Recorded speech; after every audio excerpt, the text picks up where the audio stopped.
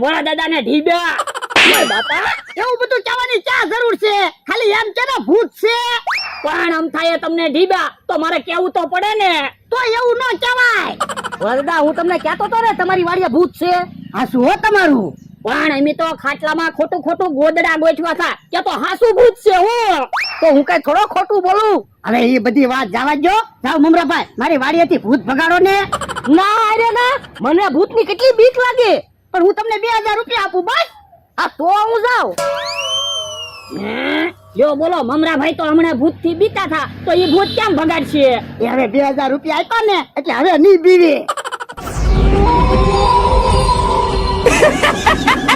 હે મને હું કામ બીવરાવો? હું શું? હે તમે છો? હા 2000 રૂપિયા આવી ગયા ભૂત ભગાડવાના. તો હવે ઈવડા ઈ આમ ઊભા છે, હું ત્યાંથી દોડતો દોડતો વયો જાઉં, પછી મારી પાછળ તમે દોડતા દોડતા આવો એટલે એને એમ થાય ભૂત ભાગી